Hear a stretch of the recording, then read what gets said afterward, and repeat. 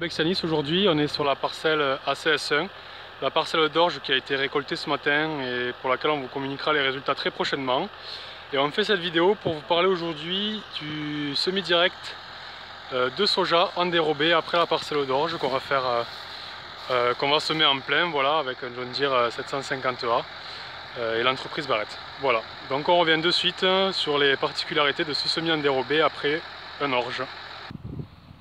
Donc premier point d'importance et point de vigilance pour semer une culture en dérobé en direct comme ça derrière une paille, c'est la hauteur de coupe. Donc là vous le voyez, je suis sur un passage machine et à côté la hauteur à laquelle a été coupée l'orge.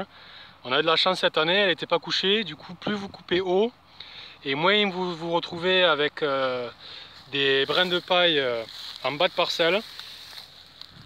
Et du coup moins il y a d'obstacles au disque de l'élément semeur et mieux se passe le semis direct dans des pailles sèches comme ça, voilà. Sachant que les pailles droites ne posent quasiment pas obstacle et ce qui peut gêner c'est la paille fine broyée, un petit peu comme ici, voilà.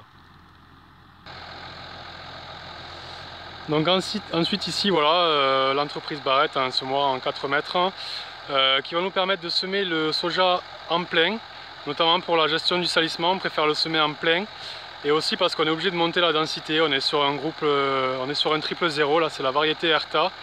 Donc c'est des sojas qui ramifient peu, et du coup on monte la densité de semis pour avoir plus de plantes à l'hectare. Donc là on va être à 700 000 pieds hectares semés, graines hectares semés, par rapport notamment à cette question salissement et enherbement.